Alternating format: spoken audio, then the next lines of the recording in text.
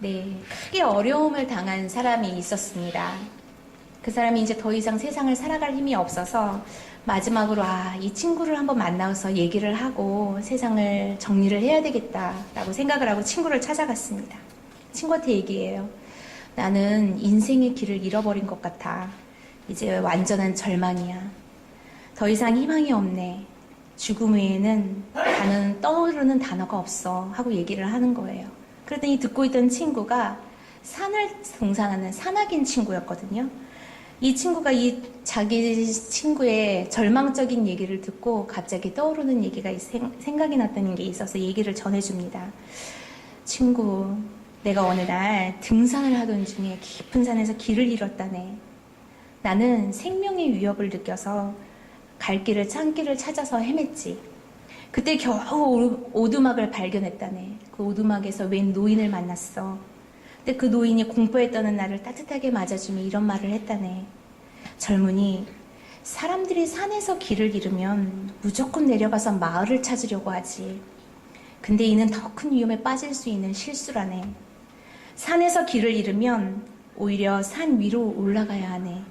산 위에 올라가면 자신의 위치와 또 길이 한눈에 보인다네. 물론 보이지 않던 마을까지도 볼 수 있지. 나는 이 노인의 말에 다시 용기를 얻고 그리고 산 위에 올라가 마을로 내려가는 길을 선명하게 확인하고 다시금 길을 찾아와서 내려온 적이 있다네 하고 친구한테 얘기를 해줍니다. 이 산악인 친구의 얘기를 듣고 나서 절망 가운데 있던 이 산악인 친구가 손을 잡으면서 얘기해줘요. 지금은 죽음밖에 떠오르지 않은 상황일지라도 인생의 길도 그렇게 고난일 때 오히려 당황하지 말고 언덕으로 올라가면 살 길이 있다네 하고 얘기를 해줍니다. 여러분 혹시 여러분도 지금 절망 중에 계십니까? 길을 모르겠어요? 길을 헤매고 계십니까? 산길을 헤매고 계십니까? 그때 우리는 어떻게 해요? 멈추고 싶고 그냥 뒤돌아서 다시 내려가고 싶고 그렇지만 오늘 이 친구의 말처럼 우리는 어디로 올라가야 됩니까? 더 어려운 길로 보이지 않는 길이 없는 길 같지만 언덕을 찾아 올라가야 합니다. 그 언덕이 어딜까요? 예수님이 로마 병사들에게 붙잡히기 전 땀이 피가 되도록 기도하셨던 겟세마네 언덕이고요. 그 언덕이 어디겠어요? 우리의 죄짐을 대신 맡아서 십자가에서 죽으셨던 그곳 골고다 언덕이 아닐까라는 생각을 해봅니다. 오늘 말씀에는 고린도후서 6장 1절과 2절을 보면은요, 이 말씀은 이사야서에 나오는 말씀을 사도 바울이 인용한 말씀입니다. 이사야 49장 8절의 말씀을 인용하고 있는데요. 이사야서 49장은 여러분도 아시겠지만 예수님의 십자가 고난을 아주 자세하게 묘사한 곳이 이사야서 49장입니다.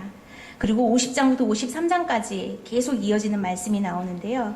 예수님의 고난을 통해서 어떤 시대가 열렸을까요? 예수님이 십자가에 죽으심으로 우리가 맞은 시대는 어떤 시대예요? 은혜의 시대이고 구원의 시대라는 것입니다.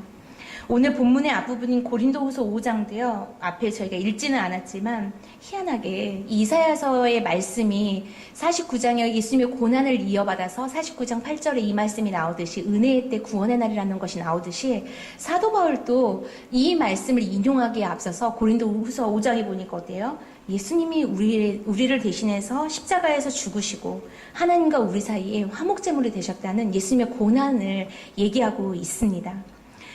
여러분, 은혜는 뭘까요? 보통 우리는 어때요? 어떤 사람한테 얘기할 때, 다 참 좋겠어요. 어쩜 그리 일이 잘 됐어요. 그리고 우리는 덴번에 뭐라고 얘기하죠? 다 하나님의 은혜입니다. 라는 얘기를 잘해요. 다 하나님의 은혜예요. 맞아요. 우리가 그 안에는 우리의 신앙 고백이 담겨 있기도 하지만 또 어때요? 또 그 말 속에는 왠지 모를 우리한테 보이지 않는 또 교만이 들어있을 수도 있는 그런 말일 수도 있는데 우리는 사실 은혜 받았다, 하나님의 은혜다 이런 말을 잘 씁니다. 근데 실제적으로 은혜라는 건요, 거저주는 선물이에요. 그래서 그 은혜는 사실은 우리가 생각할 때는 되게 값어치 없이 우리는 그냥 막 은혜라는 말을 남용하고 막 사용하기도 하고 하지만 실제로 그 은혜라는 것은요, 예수님이 십자가에 죽으심으로 우리한테 열린 것이 바로 은혜라는 것이에요. 거저 주어진 것. 그래서 우리는 그냥 거저 받은 것 같지만 하나님은 어떤 은혜를 주기 위해서 어떤 희생을 하셨죠? 자신의 하나밖에 없는 독생자 아들을 죽이셨어요. 그렇게 해서 어떻게 해요? 우리는 그냥 거저 받은 은혜의 선물, 구원의 선물을 받은 것입니다. 예수님은 또 우리한테 이 은혜를 주기 위해서 어떻게 하셨죠? 예수님은 자신이 죽으신 거예요. 희생하신 거예요. 그것이 바로 은혜를 대신할 수 있는 말입니다. 오늘 여러분 이 시간에 우리가 쉽게 말하는 그 은혜라는 말, 그 말 속에 하나님은 아들을 희생시켜야 했고 예수님은 자신이 희생되었다는 것을 기억하면서 은혜 받았습니다. 은혜예요. 다 모두 하나님의 은혜입니다. 라는 말을 우리가 할 수 있기를 소망합니다. 보라, 지금은 은혜 받을 만한 때요. 보라, 지금은 구원의 날이로다. 라고 2절에서 말하고 있습니다.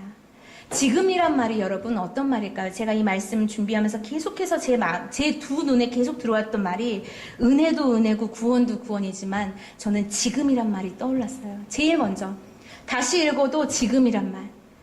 여러분, 지금 여러분은 어떤 하루를 오늘 보내셨어요? 지금 여러분은 어떤 지금을 보내고 계십니까? 과거의 은혜를 알고 있어요. 근데 우리는 이미 지나간 과거예요, 그거는. 그렇죠? 지나가 버렸죠? 그리고 우리는 어때요? 앞으로 미래의 축복을 약속받았어요. 그치만 그거는 언제 일어날 일이에요? 앞으로 미래에 있을 일이에요. 그렇기 때문에 우리가 지금 필요한 것은 현재, 지금이 바로 하나님의 은혜였다라는 것을 우리가 기억하는 것이 오늘 이 시간 저와 여러분의 마음속에 하나님께서 말씀해 주신 음성이기를 소망합니다. 돈으로 기뻐하는 사람은 여러분 돈이 없어졌을 때 어떻게 될까요? 기쁨을 잃어버립니다. 건강으로 기뻐하는 사람은 어때요? 건강을 잃어버리면 어떻게 될까요? 기쁨도 같이 잃어버리는 거예요. 내게 건강을 주신 하나님께 감사한다면 병들어 죽을 때도 누구한테 감사해야 될까요? 하나님께 감사해야 돼요. 근데 그 감사가 건강이 중요하면 하나님이 뒷전에 있고 건강이 앞에 있으면 건강할 때는 감사하지만 죽을 때는 감사가 나오지 않아요. 그렇기 때문에 우리가 진정한 기쁨의 근본 원인이 하나님이시라는 거, 돈도 아니고 건강도 아니고 아무것도 아니고 하나님 때문에 이래서 감사하고 하나님 때문에 이러해서 감사하다는 것이 우리의 진정한 감사가 되어야 된다는 것입니다. 노아 여러분 기억하시죠? 노아는 하면 뭐가 떠오르세요? 노아의 방주가 생각나죠? 노아가 방주를 만들었습니다. 하루아침에 만들었나요? 네, 한 달 이상이 걸렸습니다. 노아가 어디에서 바닷가에서도 방주를 만들었나요? 여러분 방주가 뭔 줄 다 아시죠? 큰 배잖아요. 어디서 만들었죠? 산에서 만들었어요. 그 노아를 제가 이 말씀을 읽다가 노아가 생각났던 이유가 여러분 노아는요 하나님이 명령했을 때 그것도 산에서 방주를 만들었거든요. 나무 막 잘라가면서 어떤 생각이 들었을까요? 얼마나 어이가 없었겠어요. 하나님이 방주를 갑자기 만들라고 하는데 산에서 만들래요. 그리고 막 칸을 막 지으면서 몇 칸을 엄청 큰 방주를 만들라고 한 거예요. 근데 이 노아의 마음속에는 그 만드는 그때가 바로 무슨 때라는 걸 기억하고 있었던 거예요? 은혜의 때, 구원의 때라는 걸 기억하고 있었어요. 그래서 산에서 노아의 방주가 완성되어서 노아 가족이 들어가고 가축들 한 쌍씩이 다 들어갔잖아요. 그때 하나님이 어떤 일을 하십니까? 구원의 날 이후에 어떤 일을 하시죠? 심판하시잖아요. 심판이 일어났을 때 비와 홍수로 하나님의 심판이 있었을 때 그때 막 방주로 가려고 했던 사람들이 어땠을까요? 이미 방주의 문은 닫힌 상태예요. 그래서 우리가 오늘 기억해야 될 것은 지금 살고 있는 이 현실이 우리가 지금 어떤 현실에 각자 처해 있는 현실이 다 다르죠. 그러나 이 지금이 은혜의 때라는 것입니다. 지금이 구원의 때라는 거예요. 나 과거에 은혜 받았어. 아무 소용없어요. 나 미래에 구원받을 거야. 미래에 나한테 은혜가 임할 거야. 아무 소용이 없어요. 왜냐하면 미래가 오기까지는 어때요? 인내하고 참고 연단과 시험과 환난을 극복해 가야 되잖아요. 그냥 지금이 은혜의 때예요. 지금이 구원의 때라는 것을 우리가 기억해야 된다는 것입니다. 건강하건 병들었건 또 성공했건 실패했건 너무 지금 마음 아픈 일이 있건 너무 암담하건 이때가 바로 은혜를 받아야 하는 때라는 것입니다. 그래서 오늘 이 현실 그냥 눈으로 생각하면 답답해요. 어떻게 해야 될지도 모르겠어요. 근데 이 현실이 바로 하나님이 지금 나를 구원하는 때구나. 지금이 하나님이 나한테 은혜를 주시는 때구나 라는 것을 기억하고 살아간다면 여러분 어떤 사람이 되겠어요? 바로 노아 같은 사람이 될 수 있겠죠. 그 자체가 바로 하나님을 볼 수 있는 때겠죠. 무엇을 주었기 때문에 하나님께 감사하는 것이 아니라 하나님께서 다시 그것을 가져가셨다고 하더라도 감사가 나오는 사람. 그 사람이 어떤 사람이에요? 지금 은혜를 만나고 있고 지금 하나님의 구원을 만나고 있는 사람이라는 것입니다. 구약은 율법의 시대였어요. 그래서 하나님 앞에 나아갈 때는 목숨을 걸어야지 하나님 앞에 나아갈 수 있었습니다. 우리는 구약 시대에는 하나님 앞에 나아갈 수 있었을까요? 못 나가요. 선택받은 대제사장 한 명만이 하나님 앞에 지성소에 들어갈 수 있었어요. 1년에 한 번. 그래서 어떻게 했죠? 근데 목욕 제기하고 다 자신의 죄를 회개하고 그 지성소에 들어가서 다른 사람들의 죄를 대신해서 하나님 앞에 회개했죠. 제사를 지냈는데 그때 옷에 뭘 달고 들어갔죠?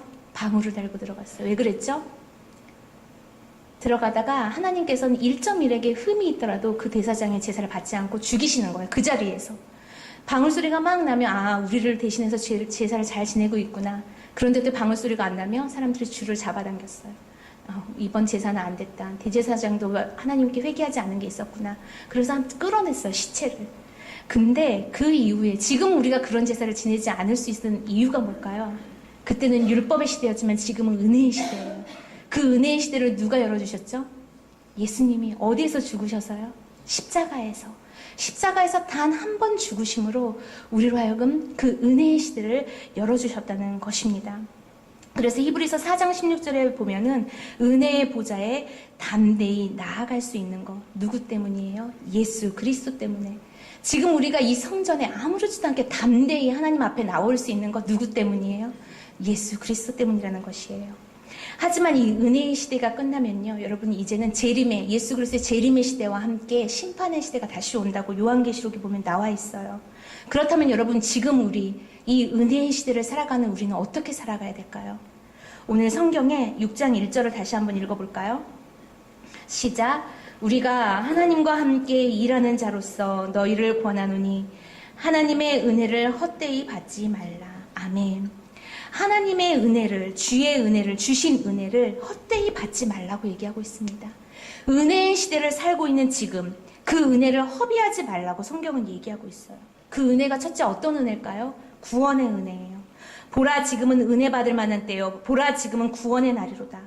여러분 지금 주신 그 은혜, 현재의 은혜, 지금 이 시대를 살아가고 은혜의 시대를 살아가고 있는 이 은혜, 우리가 이것을 잊지 말아야 합니다. 여러분 롯의 사위들 기억하시죠? 소돔성이 심판받을 때 하나님께서 분명히 경고의 말씀을 롯의 사위들한테 얘기해요. 그 사위들의 반응이 어떻게 했죠? 하나님의 말씀을 깨어 듣지 않고 농담으로 여겨요. 그리고 나서 하나님의 경고 앞에 농담으로 여겨서 경홀히 여기는 바람에 그것을 어때요? 결국 소돔성과 함께 심판받고 죽어요. 근데 롯의 사위들만 죽는 게 아니잖아요. 또 누가 죽었죠? 롯의 아내. 기억나시죠? 롯의 아내는 어때요? 롯과 함께 뛰어나왔어요. 근데 어떻게 했죠? 소돔성을 뛰어오다가 어디를 봤어요? 뒤돌아봤어요. 어때요? 소돔성에 대한 미련과 욕심이 있었기 때문에 그 구원을 겪지 못하고 심판으로 맞이한 것입니다. 오늘 이 예가 기억났던 것이 여러분 우리도 그런 것 같아요. 우리가 은혜의 때를 살고 있고 우리가 구원받았다고 살지만 우리가 어때요? 때로는 하나님이 주신 그 말씀이 어때요? 너무 가볍게 여겨져요. 그냥 성경을 읽다가도 아니면 기도하다가도 하나님이 주신 그 명령이 너무 가벼워요. 그래서 오늘은 하나님 이래서 제가 지키는데요. 오늘은 이러이래서 오늘은 그냥 없던 걸로 할게요. 우리 어때요? 수없이 타협하면서 하나님의 말씀 경홀히 여깁니다. 그게 농담하고 무슨 다를 바가 있겠어요? 또 어떻습니까? 롯의 아내같이 앞만 보고 가도 지금 갈 길이 바쁜데 우리는 어때요? 수없이 끊임없이 뒤를 보죠. 보지 말아야지 하면서도 몸은 어때요? 또 미련을 버리지 못해. 이 세상이. 그것이 바로 우리의 모습이라는 것입니다. 그러나 우리가 지금 구원받았다는 그 은혜만으로도 여러분 이 시대를 살아가면서 은혜를 허비하지 않는 저와 여러분이 되기를 소망합니다. 또 두 번째 은혜는요, 일할 수 있는 은혜예요. 오늘 사도 바울이 6장 1절에 말하기를 하나님과 함께 일하는 자로서 너희를 권한다고 얘기하고 있습니다.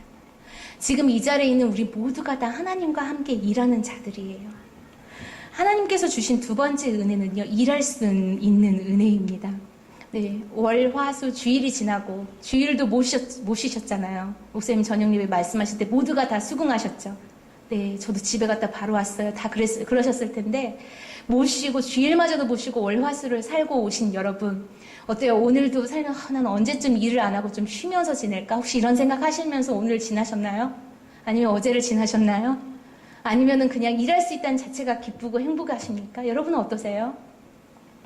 네, 저는 왔다 갔다 해요. 저는 어떤 날은 정말 하나님 언제까지 제가 이렇게 살아야 돼요. 저 좀 쉬면서 할 수 없을까요? 막 이런 생각했다가 또 어느 날은 정신이 바짝 들어가지고 야 진짜 이렇게 바쁘게 사는 게 얼마나 감사한지 모른다. 하나님 너무너무 감사해요. 근데 제가 수시로 왔다 갔다 하거든요. 여러분은 어떠세요? 근데 오늘 이 말씀 6장 1절의 말씀 하나님과 함께 일하는 자로서 이거는 우리 모두에게 주시는 사도 바울의 말이에요. 은혜 중에 첫 번째는 구원의 은혜라면 두 번째는 일할 수 있는 은혜를 기억하셔야 됩니다. 지금은 낮이나 어둠의 때가 오면 일할 수 없게 될 것이다. 여러분 성경에도 그 말이 있잖아요. 밤이 오면 일할 수 없을 거라고. 지금 우리가 하나님의 청지기로 하나님의 사역자로 하나님의 동역자로 여러분 이 시대를 지금 이 시간을 살고 있다면 더 불평하지 않고 지금 주어진 시간에 더 열심히 하나님과 함께 일할 수 있는 저와 여러분이 되기를 소망합니다. 토요일날 어느 분이 저한테 잠깐 얘기를 하면서 전도사님 내년에 사역은요 어떻게 될지 모르겠어요 그 얘기를 하는 거예요. 그래서 그래요 어떻게 될지 모르겠지만 우리 끝까지 기도해봐요. 하나님께서 어떻게 하실지 기도해봐요 하고 내가 집사님하고 얘기하면서 잠깐 얘기를 나누는데 그 집사님이 저한테 하시는 말씀이 전도사님 이게요 이 시간이 되니까 토요일 주일날 일한다고 생각을 하니까 하나님 토요일 주일날 사역하면서 일하는 직장을 다닌다는 것이 얼마나 큰 복인지 모르겠어요. 그 얘기를 하시더라고요. 우리는 어때요? 어쩔 때는 하나님 정말 저 이제 그만 좀 하고 좀 쉴게요 하는 마음이 들지만 또 반면에 어때요? 막상 다 내려놓잖아요. 그리고 토요일 주일마저도 내가 세상의 일을 해야 먹고 사는 일을 하게 되면 그때는 어떤 마음이 들까요? 하나님 일 하는 것이 진짜 복되다. 그런 생각을 아마 여러분도 경험해 보신 분들은 가장 많이 느끼셨을 거예요. 하나님과 함께 일하는 자로서 너희를 권하노니 하나님의 은혜를 헛되이 버리지 말아라. 헛되이 받지 말아라. 여러분 일할 수 있는 사명자, 사역자로 살아갈 수 있다는 그 은혜 여러분 허비하지 말기를 바랍니다. 소홀히 여기지 말기 바라고요. 허락하신 시간, 허락하신 직분, 허락하신 능력 안에서 우리 은혜를 낭비하지 않는 저와 여러분 되기를 소망합니다. 날 때부터 나시린이었던 삼손 기억하시죠? 삼손은 어때요? 하나님의 놀라운 능력을 받았던 사람이에요. 머리카락의 힘이었죠. 근데 하나님이 주신 능력을 자신의 쾌락을 만족시키는 도구로 악용했어요. 결국 어떻게 돼요? 블레셋 사람들과 함께 그 붙들려서 조롱당하고 그 안에서 또 죽잖아요. 두 번째 사람 기억나세요? 발람 선지자 여러분 기억하세요? 하나님의 선지자였어요. 하나님이 주신 선지자라는 직분을 가진 사람이었어요. 근데 그 선지자는 누구를 축복하죠?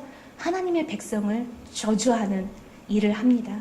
어때요? 하나님이 주신 달란트를 악용한 거예요. 은혜를 낭비한 거, 은혜를 헛되이 버린 거하고 다름이 없겠죠. 가룟 유다 기억하시죠? 가룟 유다가 처음에는 예수님의 12제자 안에 들었던 제자였어요. 근데 이 제자가 어때요? 물질에 대한 욕심을 버리지 못해서 결국은 예수님을 은 30에 팔아버렸어요. 여러분 오늘 이 말씀들을 기억하면서 은혜를 허비하지 말고 구원의 은혜, 그리고 그 구원의 은혜가 언제 임한다고요? 구원의 때 은혜의 때가 언제라고요? 지금이에요. 지금은 언제겠어요 여러분? 지금 이 예배 시간이에요. 하나님께 집중하고 말씀 앞에 무릎 꿇고 성령님의 음성을 귀 기울이는 이 시간, 지금이 은혜 받을 때요 구원의 날이라는 거. 그리고 지금을 살고 있는 여러분의 삶의 현실, 여러분이 어디에 있든지 그 자리가 구원의 자리요, 그 자리가 은혜 받을 때라는 것을 기억할 수 있는 저와 여러분 되기를 소망합니다. 기도하겠습니다. 하나님, 오늘 짧은 말씀이지만 귀한 말씀을 통해서 지금 우리가 살고 있는 오늘, 지금이 은혜의 시간이요 구원의 날임을 다시금 기억하게 하심을 감사드립니다. 이 은혜의 시대가 계속되지는 않을 테고 또 심판의 때가 곧 이를 텐데 우리가 하나님이 주신 이 은혜의 기회를 허비하지 말게 하시고 힘써 구원을 얻는 기회로, 사명을 감당하는 기회로 살아갈 수 있도록 성령님 저희들을 붙들어 주시옵소서. 감사와 찬양을 드리고 예수 그리스도 이름으로 기도드립니다. 아멘. 우리 찬송가 440